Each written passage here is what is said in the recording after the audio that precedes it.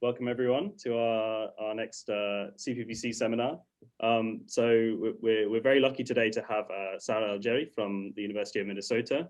So Sara is a statistician. She has the degrees in statistics from the Texas A&M University, as well as a PhD from Imperial. And she's now an assistant professor at the University of Minnesota in the School of Statistics. So Sara is an expert in sort of the applications of statistics to problems in astronomy and physics and science in general. And I thought it was a really good idea to invite her because I think we all need a little bit more, a little bit of a better understanding of statistics as scientists.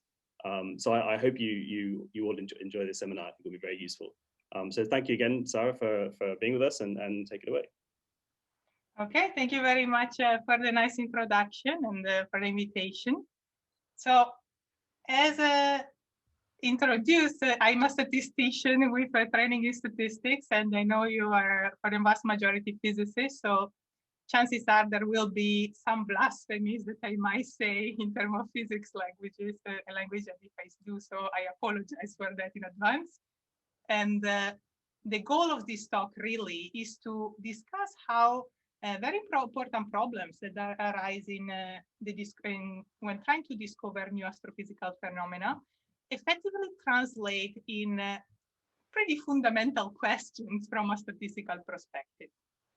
So we will start, I will start introducing three main problems. The first problem is occurs when we are trying to detect the signal of a new particle, for instance, or the Higgs boson, for instance, but we don't really know where we expect the signal to show up over our search area.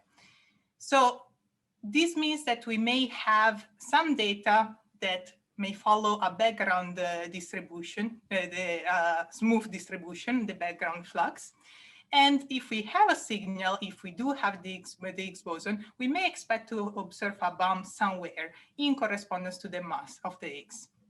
Now, since the location is unknown, this will lead to some situation of non-regularity when it comes to the formalization of this problem from a statistical perspective. And a similar issue in statistics when it comes to comparing different models will occur when we are trying to detect a new astrophysical phenomena. Again, we have some data, and this time, suppose I'm able to resolve the background completely, but despite that, there might be some other sources that somehow mimic the behavior of our astrophysical phenomenon of interest. For instance, if I'm looking for dark matter, I may have a pulsar whose distribution is very, very similar from the one of dark matter. So I would like to be able to discriminate between the two. And another important problem that often arises in practical application when looking for new phenomena is that of not being able to model the background properly. So suppose we are not able to resolve the background completely, and actually the vast majority of our data may come from background. Then in this case, since there are potentially many sources that can contribute to the background, it may be particularly hard to model its densities distribution. And if I use the wrong model for the background, that may lead to problem in terms of the sensitivity of my test, in terms of how accurate is my discovery. In fact, I may even end up claiming a false discovery or even missing the signal if present. Now, if we try to find a statistical formulation of these three problems, then we can start from the first one, which was the one of trying to detect the signal of a new particle, for instance, whose location, whose mass is unknown.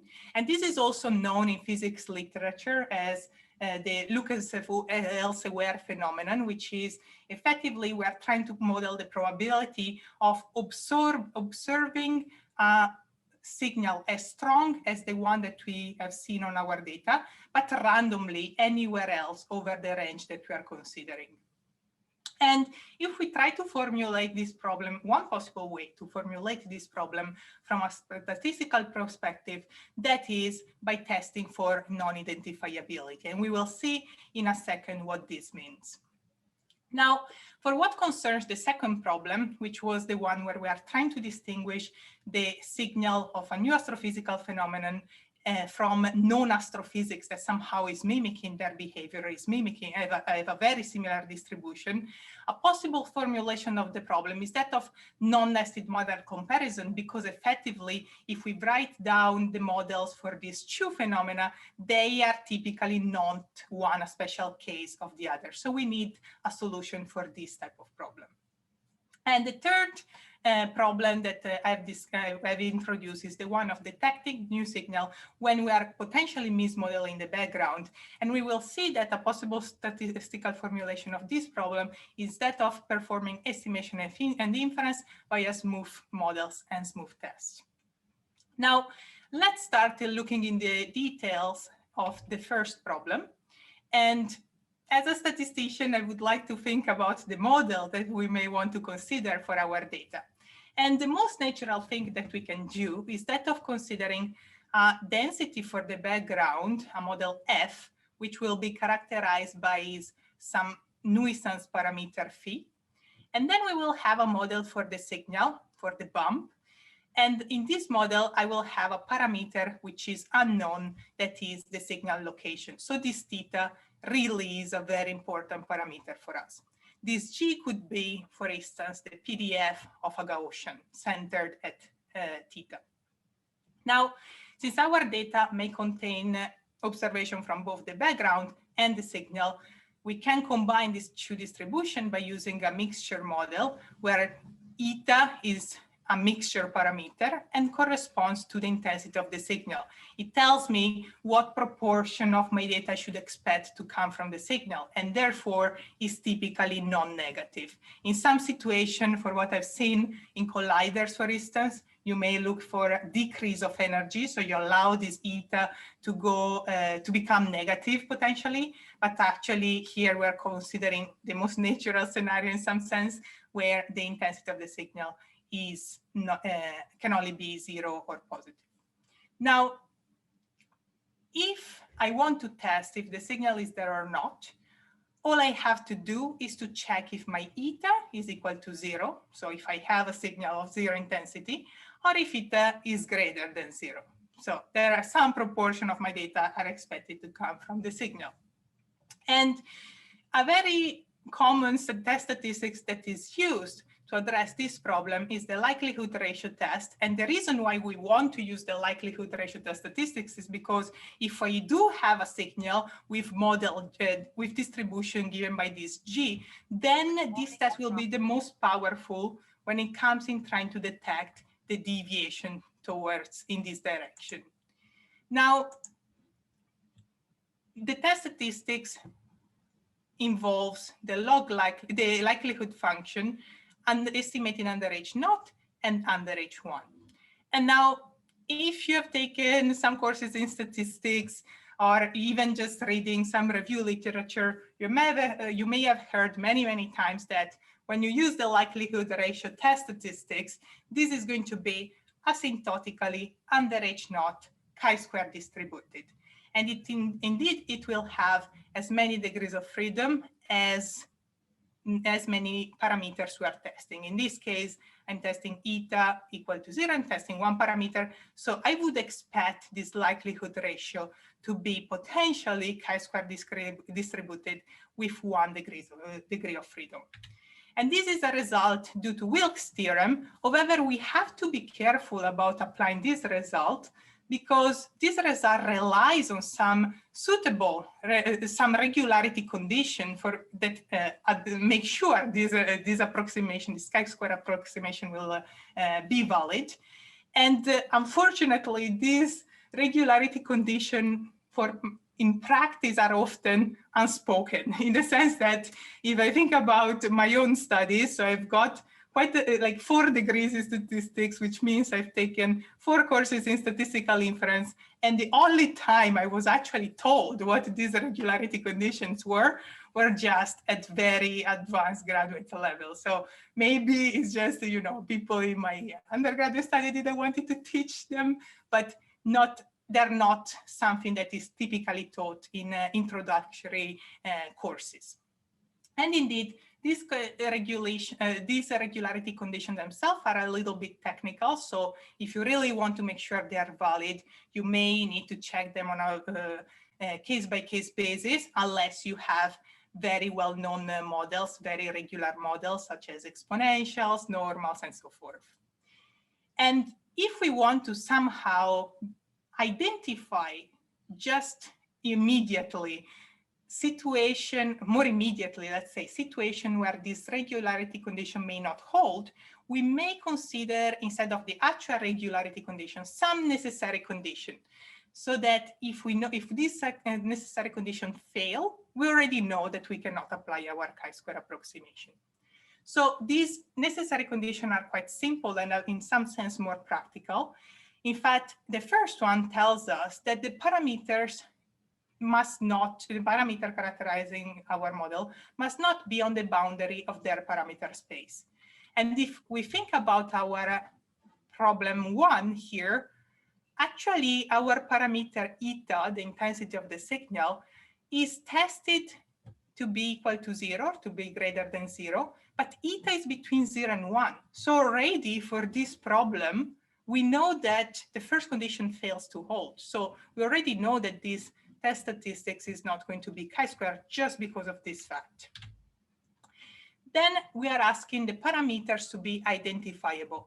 And if we go back in our first problem, we will see that, okay, first of all, let me tell you what does it mean with the parameters to be identifiable. It means that for every set of parameters that I have, this will give me every different set will give me a different model. So in this problem over here, every combination of values for phi, eta, and theta should give me a different model. However, here, if my eta is equal to 0, my theta disappears. So basically, whenever eta is equal to 0, doesn't matter what's the value of theta, I will always have the same model. And so in this situation, theta is the non-identifiable parameter, and therefore condition 2 fails as well. Another problem, another condition that we need to make sure that Wilks theorem applies is making sure that the two models that we are testing under H0 and under H1 are indeed nested, in the sense that one is a special case of the other. If I take one parameter and I take the limit of it, I obtain the other model. For instance, here, if we let in this model eta going to 0, so if we are under H1 and we let eta to approaching 0, we end up having H0. So in this situation, we have no problem for what concerns the nestedness of the models. We know they are indeed nested. And the true model, and then the first condition is that we are assuming that the models that we are effectively testing under H0 and H1 are the correct ones. So at least I was able to formulate two models that I expect either one or the other to be the correct model for my data. We will see that condition 3, C3 and C4 are conditions that will no longer hold for our problem 2 and problem 3. But now let's focus on the problem of trying to detect a signal for which we don't know the location. As I said, first issue, eta is on the boundary. We are testing it on the boundary of its parameter space. So if we're under H0, we don't have chi-square. However, it's true that we don't have chi-square, but luckily, statisticians such as Chernoff in 1954 and many other people after him started studying this kind of problem and realized that really you can make a very simple correction to your p-value for the likelihood ratio test, because it turns out that despite your likelihood ratio test statistics is no longer a chi-square if you only have the problem of testing on the boundary, but it is something very similar because it will be 50% of the time a chi-square and 50% a chi-square with 1 degree of freedom because we're testing one parameter, and 50% of the time we will have 0. So that means that you can compute your p-value for the likelihood ratio test with your chi-square, and then you just divide it by 2. But this is assuming that all the other condition holds. In our problem here, we have in our problem one, in this formulation for this model over here, we have another issue which arises, and that is the non-identifiability of theta. And so for this kind of problem, we have to work a little bit harder to make inference in this setting. Now, the problem here is, okay, we don't know this distribution of the likelihood ratio test. We try to find, we know it's not chi-square. We try to somehow approximate its distribution somehow. And so somebody may think, okay, but why are we, do we even need a talk about this? Why can't I just do Monte Carlo simulations? And that is a very valid point. But if you are trying to detect dark matter or the Higgs boson, for instance, to claim you have actually found it, you may need 5 sigma significance, which means that you may need to compute 10 million simulations. And if your models are quite complex, that might simply not be feasible. And on this note, I remember when I started approaching this problem, and it was my first year PhD, I've never worked with physicists before, and I started wondering, but why do physicists really need this 5 sigma in the first place? And so while I was just Googling this question, I encountered this, post on the blog of the major, let's say, statistical society for Bayesian statistics. And this astronomer was saying, well, in reply to the question, why do you need 5 sigma? He was saying, well, the search for the Higgs boson took some 45 years, tens of thousands of scientists and engineers, billions of dollars, not to mention numerous divorces, huge amount of sleep deprivation, tens of thousands of bad airline meals, etc., etc., etc. So we want to be as humanly possibly sure that this is real. So that kind of addressed my question. But for our purposes, since we really want this 5 sigma, not to waste all these resources, and we need to compute so many simulations, we may really want to find an asymptotic solution that will either give us an answer, is our model correct or not? Do we have our signal or not before these 10 million simulations are done? Or we may simply, want to use that. We may simply decide to skip this 10 million simulation. So what would be the solution that would allow us to do that? Well, the solution was actually originally introduced in statistical literature in 1987, but it was more recently reformulated by physicists, by Gross and Vittel in 2010. And the solution they proposed is, in some sense, easier to implement for practitioners. So let's look at this solution and trying to understand the rationale behind it. So in our problem, theta, the location of the signal, is unknown. However, if I fix theta to be some value, suppose in the case of the Higgs boson, I know it was observed at 125 gigaelectron volt. So suppose I fix my theta equal to 125. Then I know that the distribution of my likelihood ratio statistics will be this 50% of the time 0 and 50% of the time chi-square type of distribution. And that's the only problem that I have once I fix theta. And that is true for any theta that I fix. So whenever I fix my theta, I know that I have that type of distribution. This type of distribution is also known in statistical literature as chi-bar distribution. So if we have this distribution, for each point over my search area, for each possible value of theta, it's reasonable to ask if, can we think of this as a stochastic process? And maybe can we prove that this is indeed a chi-bar process? So a stochastic process, just in case is needed to clarify, for what I mean is a collection of an infinite collection of random variables. In this case, this stochastic process will be indexed by this theta, the location of the signal. And I can prove in many circumstances that this is indeed this chi-bar random process, which will have marginal components, this mixture of chi-square and 0. So now that I have this whole sort of time series where the time is indeed my theta, I would expect that if I have the signal somewhere for some value of theta, that will be the point where my process will achieve the maximum. And therefore, we are going to use as test statistics the supremum of our likelihood ratio test process, indexed by the location of the signal. And so if I want to compute a p-value, what I have to do is to compute the probability that the supremum of this process will be larger than the value that I observed for this test statistics. And let's call this value C. So now the problem here is that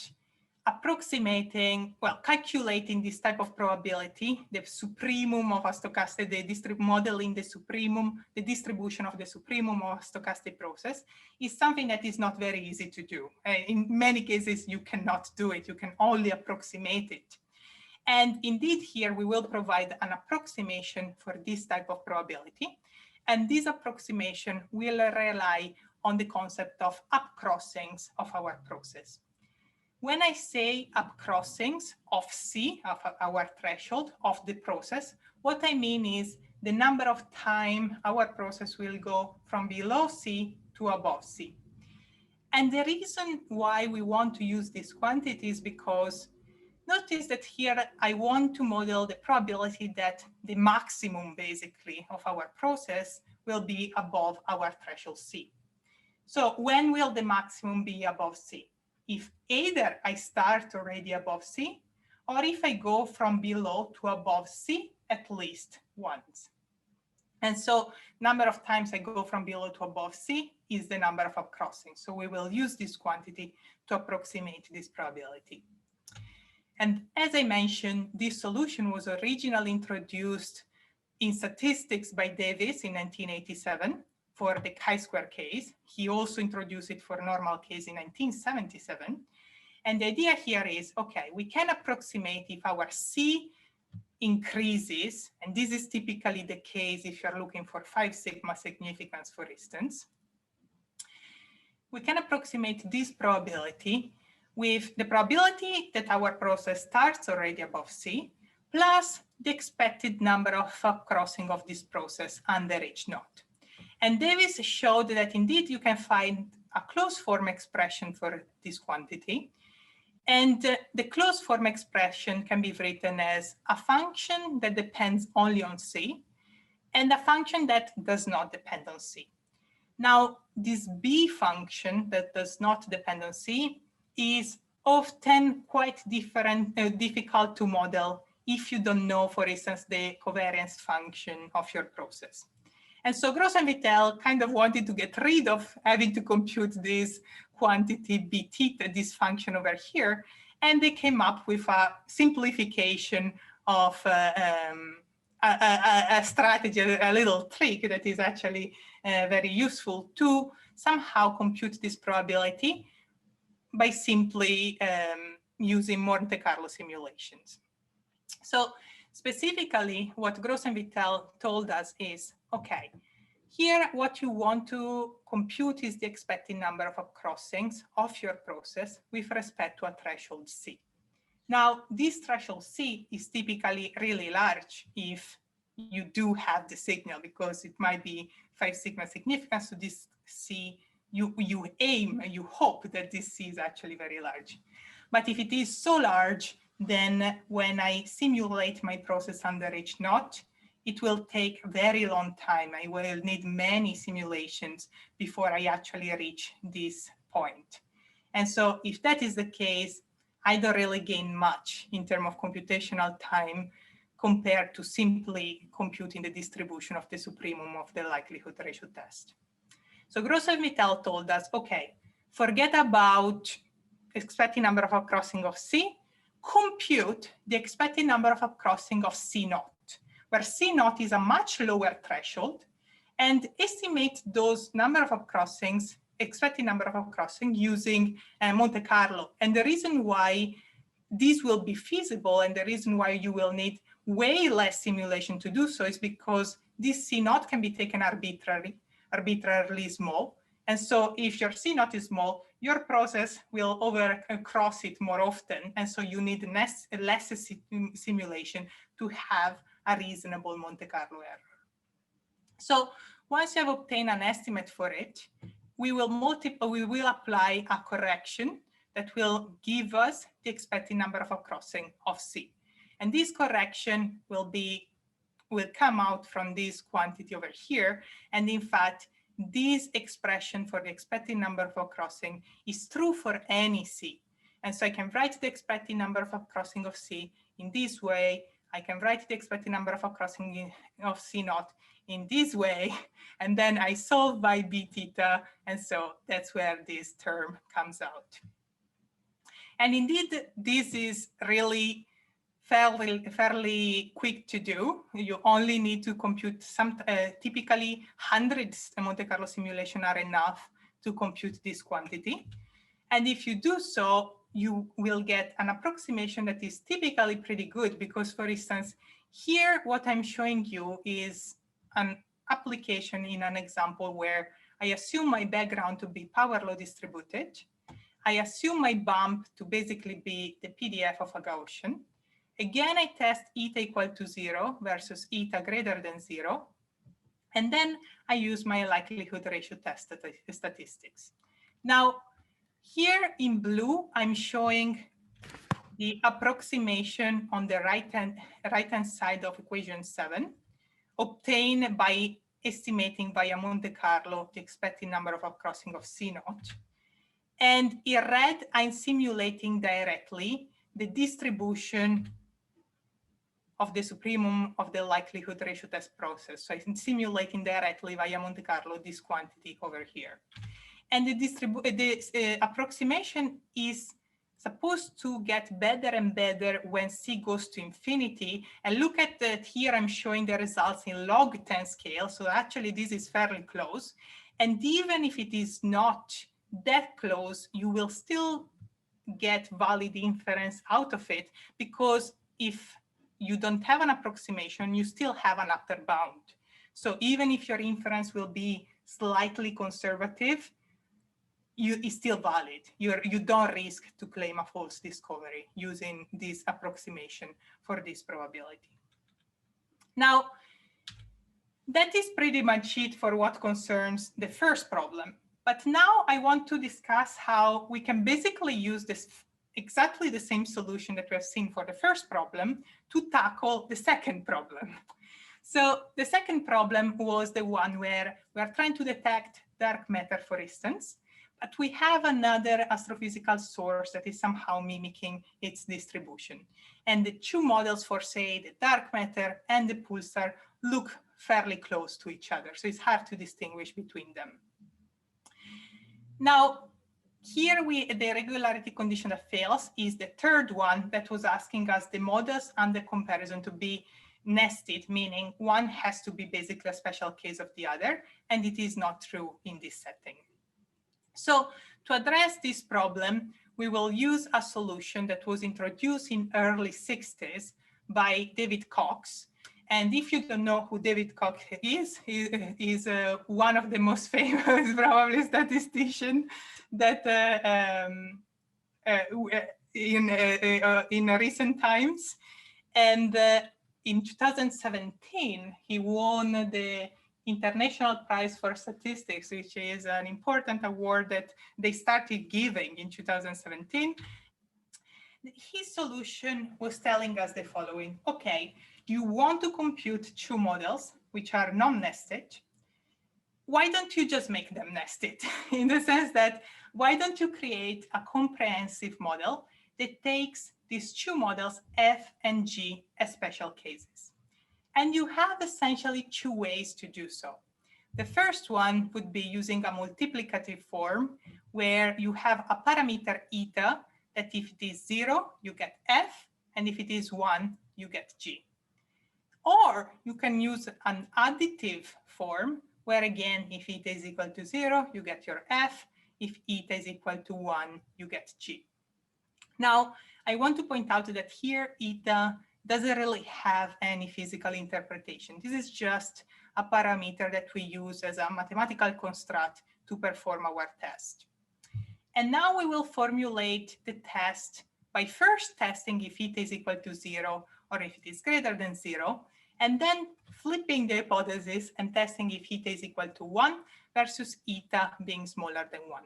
So that means that if here I'm rejecting H naught, and here I'm failing to reject H naught, these provide the evidence that the correct model for my data is G. Vice versa, if here I fail to reject H naught, and here I do reject H naught, these provide evidence that my data are better fitted by F. We can say that if we end up having mismatching results between these two tests, we can consider the test inconclusive. Now, if we use the additive form, the beauty is that we already know how to tackle this problem.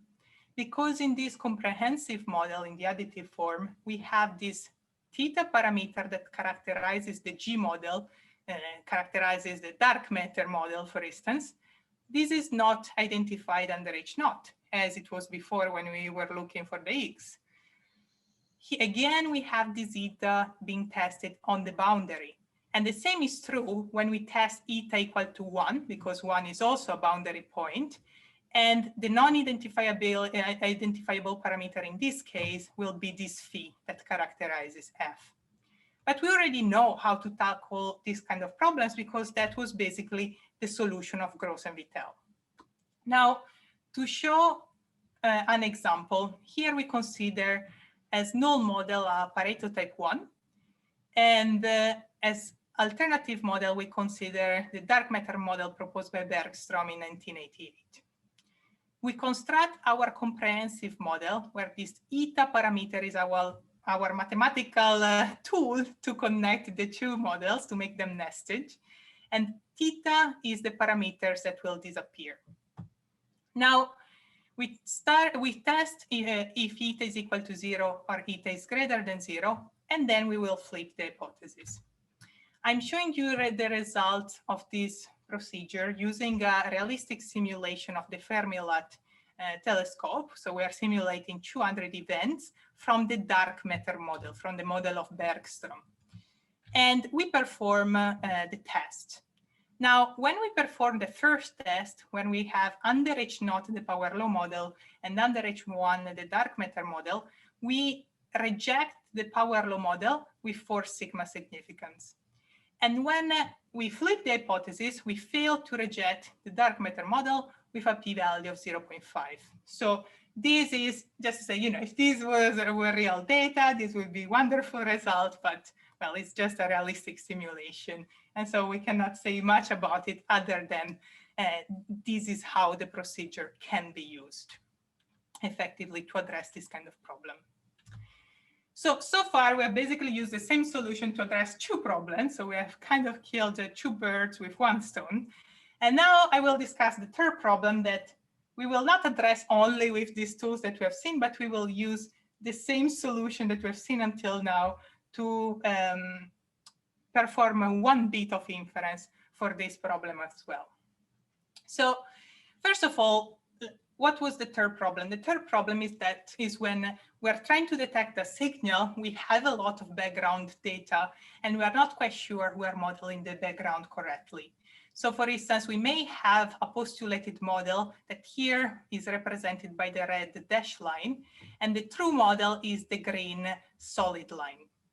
Now, the risk of using the red dashed line, the postulated model, is that if I am in the signal region where I expect the signal to show up, then the postulated model is overestimating the true distribution. And that means that if I have an excess of data to do the signal, I will miss it. And so I will not be able to find my dark matter, for instance.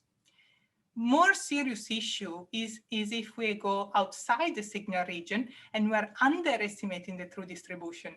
Because in this situation, we may claim that we found an excess due to dark matter, but actually the excess that we observe is just due to the fact that we have mismodeled the background. We have underestimated this distribution. So when I first approached this problem, the first thing that I was thinking was, okay, but what am I given to try to figure out a solution? And it looks like fairly often you may have a background only data set, a calibration data set, and these may come for control region, for instance, or switching off the detector, or some other circumstances. So if we are able to obtain a source-free sample, we would like to be able to update our background distribution, our postulated model for it, in such a way that we'll have one bit that is given by our originally postulated background model and a data-driven correction for it that will bring us closer to the true distribution. So how can we do that? In general, suppose we have a random variable x, and suppose we have its true distribution is capital F, whereas small f is what I use to indicate its probability density function. And let's call G the distribution of the postulated model for x, and the small g will be the PDF for x. Then what we can do is to write the PDF, the true PDF of our data, the true PDF of x, as the product between the postulated model and this function d, where d is nothing but the likelihood ratio. When I say likelihood ratio here, what I mean is actually the ratio of the two densities. So it's basically the likelihood when you have just one observation, like as if you had just one observation. So it's not the full likelihood function. But we will consider this likelihood ratio, we will look at it as a function of the transformed data x using G. So this transformation, capital G of x, so the postulated distribution, postulated cumulative density function G evaluated at x is also known as probability integral transform. And we will look at the likelihood ratio as a function of this transformation that we may generically call U. Now, the reason why I want to do so is because I know that if I apply this transformation, now my likelihood ratio is actually a density with respect to U. And this will become useful when it comes to estimation because it will make things much, much simpler. Now, notice that if we estimate our likelihood ratio, we automatically obtain an estimate for F that includes the information carried by the postulated model. So if your postulated model actually has some theoretical foundation behind it, you can include that information and then apply potentially, if needed, a data-driven correction. So next step is, how do we do all of this? And we will do that by, first of all, we will expand our likelihood ratio using orthonormal expansion. So here I'm using the functions tj evaluated at g of x. And these are basically just, these tj's are nothing but orthonormal function over the unit interval, because remember that this is a CDF, so it will be between 0 and 1. And then since I cannot compute infinite coefficients, I will have to truncate the series somehow.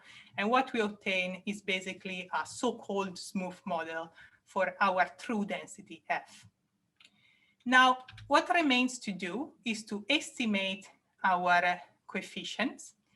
And notice that if we use, for instance, as an orthonormal function over the unit interval, the normalized shifted Legendre polynomials, what we get is the decomposition that you see here, and the theta j coefficient will correspond to the integral of the Legendre polynomials with respect to this density.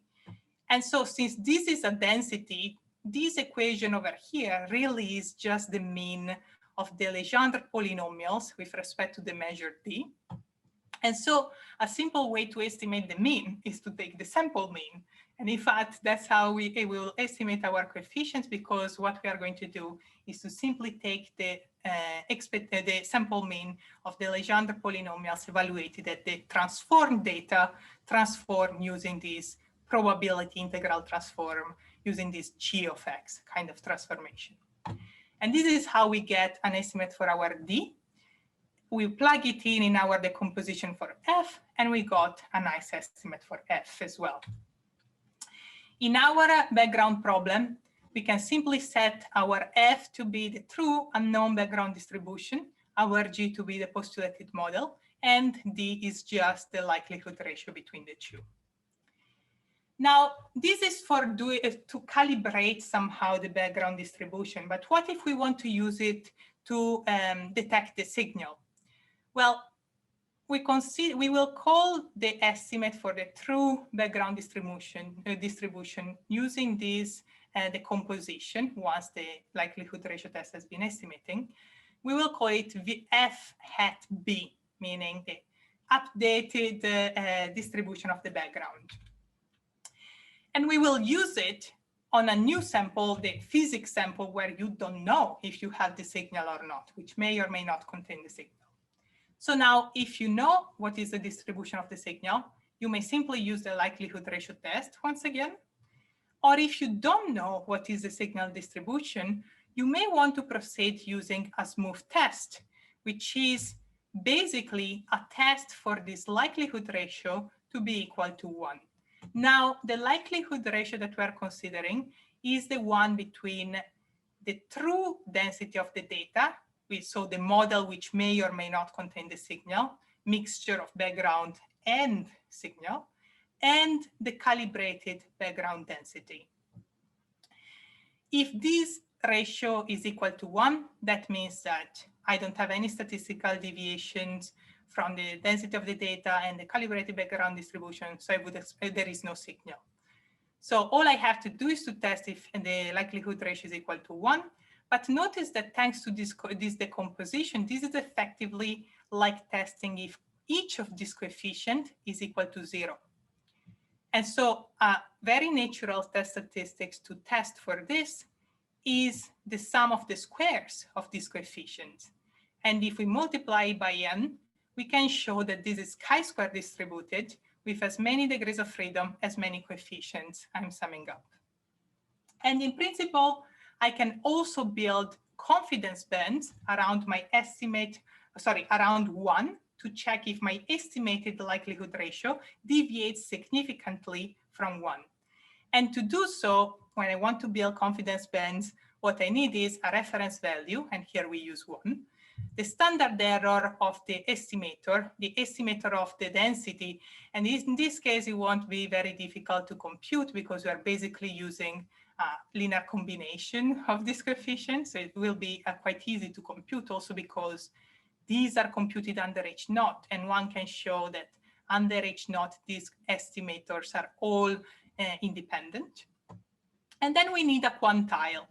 And the to compute the quantile is where we will need to compute again the probability that the supremum of some stochastic process is greater than a threshold, this threshold C alpha, which is effectively the quantile of order 1 minus alpha divided by 2 of the distribution of the supremum of this normalized likelihood ratio, basically. Now, one can show that this process is a Gaussian process, mean zero unit variance Gaussian process. So when it comes to approximate this probability, we will have to modify slightly the solution of what we got for the chi-square case. And we can proceed as we did before. So we will estimate our expected number of upcrossing of a smaller threshold. We will apply a correction term that now will be slightly different from before, and we will compute the probability that the process starts already above the threshold. Now, I'm not sure I have time for this example, but we may try. So To summarize, the step of this procedure would be, we consider a source-free sample, and we want this to be fairly large because we're not actually considering the uncertainty around our estimator that we get, the likelihood ratio. So we want to make sure we have a large enough sample size such that the variance is reduced as much as possible. And we will have a postulated background distribution. Then we apply our procedure. We can compute confidence bands if we want.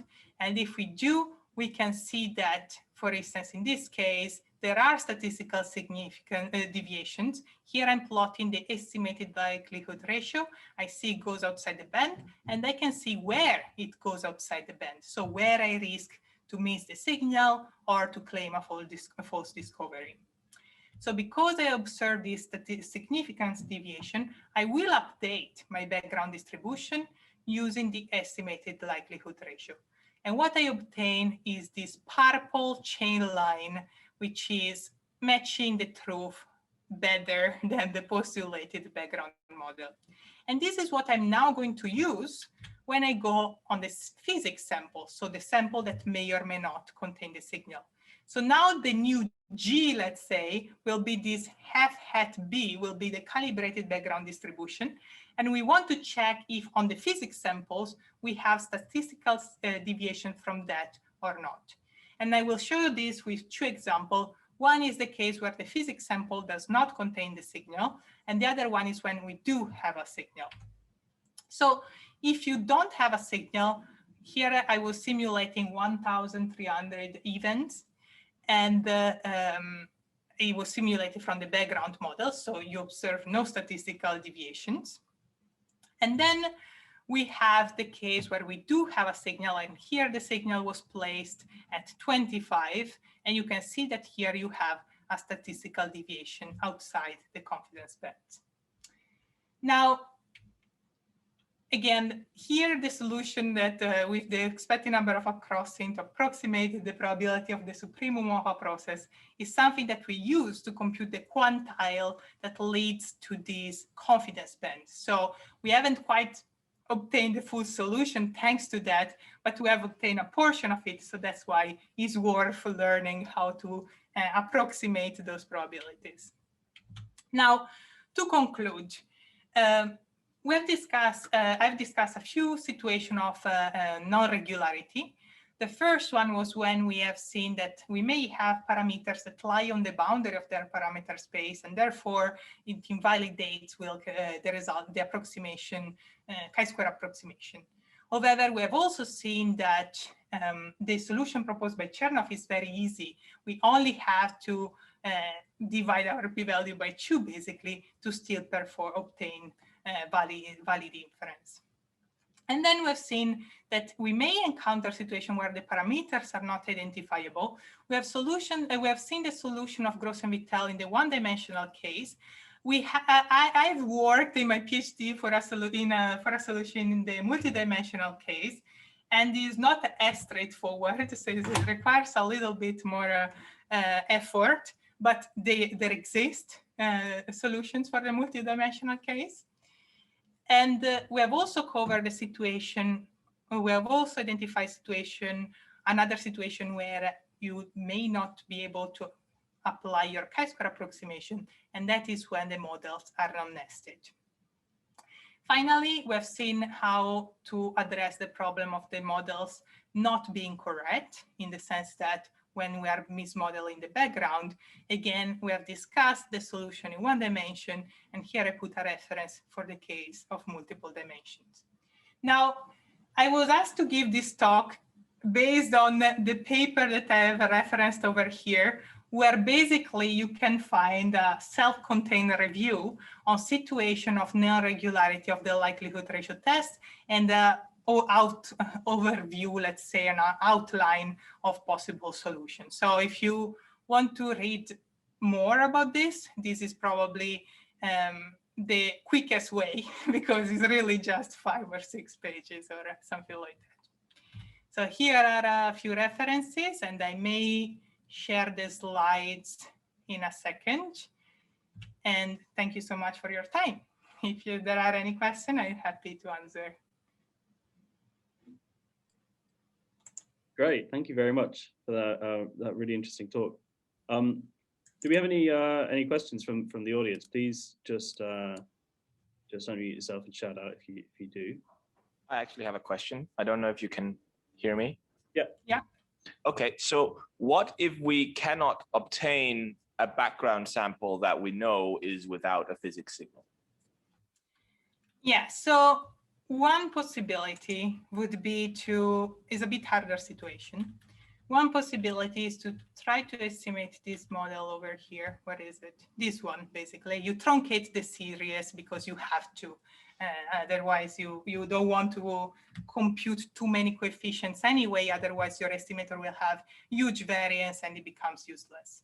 So one possibility is to try to estimate directly this model on your data as, sorry, not this model. Where is it?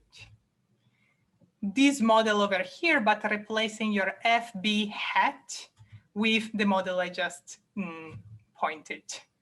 So you would consider a mixture of this FM and FS. The problem that you may encounter in this case is to get nice estimate of all these parameters because they become non-identifiable. So there are algorithms that deal with latent variables such as EM algorithms and so forth. I'm not sure it would be the best solution, but this is something that you can try. But for what I propose, you do need a calibration sample. Thank you. No problem. So anyone else? Hi, yeah, I got a question as well. So this goes back a bit to the end of the first section. So where you're showing the approximation for the calculating the supremum. Yeah. So when you use the C0 approach to calculate the number of expected crossings, is it because I'm looking at this thinking, okay, if C goes to a very large number and then you arbitrarily choose C0 to be very small, you would expect this exponential to be very strongly suppressing this term. So is it expected that the second term will increase fast enough, lowering C0, so that it doesn't just get killed to zero at some point? That's a good point, actually. I mean, typically, you can choose C0 to be anything you want. So you kind of want to pick it smartly so that you don't encounter that problem. So, you know, like if you don't want it to pick it too small, like so much lower than C, but still so small enough so that your process under H0 up crosses is fairly quickly, fairly often, but not too small, such as you encounter a problem that's fairly sick. So in some sense, it's something that you need to tune, let's say. Okay, so there's a danger that you could accidentally kind of like mistakenly choose it too small and then you get an unexpected result. Yeah, I mean, it's something that needs to be investigated. To be honest, I'm not sure there is any result about this. So I believe you're right that there is a problem that one can encounter. And what I can think of to overcome it is just to, you know, do a little sensitivity analysis on how to pick this C0. Okay, great, thank you. No problem.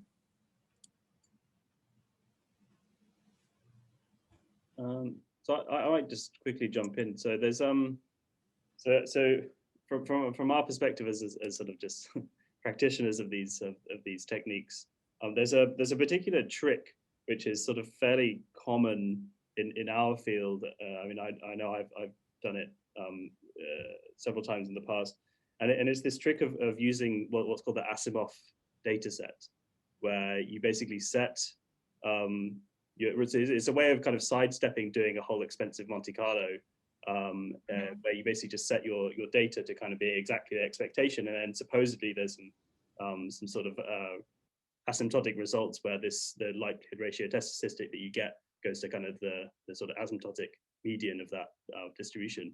Do you have any? Well, have you heard of this approach being used, and do you have any kind of thoughts on it? As a I heard, but not to the point that I know the details.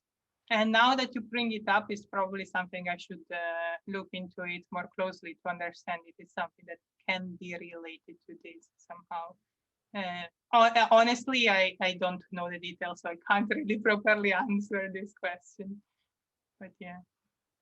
Yeah, I mean, I only ever know of it being used as a kind of a trick for sort of getting a rough estimate as to make something like a sensitivity that you might want to project a sensitivity to some parameter if you were to go and run your experiment. I see, but this is not a standard data set, like, because like the choice of the C0 will change with every data set, right? Yeah. So what you're talking about is like not an actual data set, it's like a meted. Yeah, so it's really my interpretation of it is it's really just a way of kind of estimating your sensitivity to something without having to do like a full Monte Carlo. But I think it probably is not a replacement for a full Monte Carlo. It's just something that you could do to get out of having to do it. I see.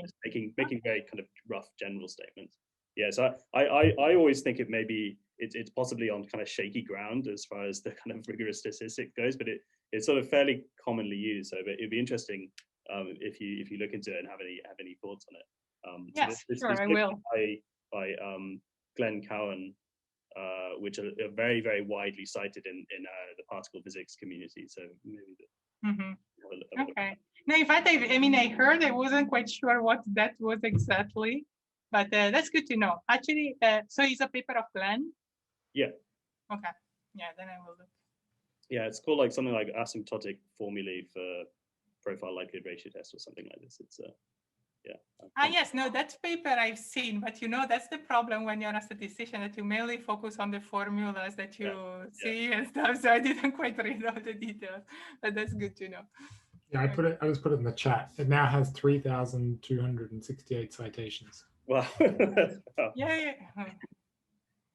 I see, because I actually know that paper. I just didn't focus on the. Yeah, they do a lot of Wilks theorem and some of this that you talked about. But then they take this extra step of introducing the Asimov data set, and it sort of just took off as the main tool for a lot of us, because it does save you a lot of time. But in fact, I see Gross and Wittels are here, and this is 2010. So it's the same year and the same people of the other paper, of the solution I mentioned. So probably they do talk about that directly in this paper. But we'll see. Well, I will check. I don't remember that. I looked into this a while ago, but yeah, I will check. Thank you. Yeah, it's definitely good to have proper statisticians looking in on what us practitioners are doing to make sure we're not doing anything very dodgy. Yeah, I'd love to hear follow up if you do get time to read it. So I think I'll stop recording there.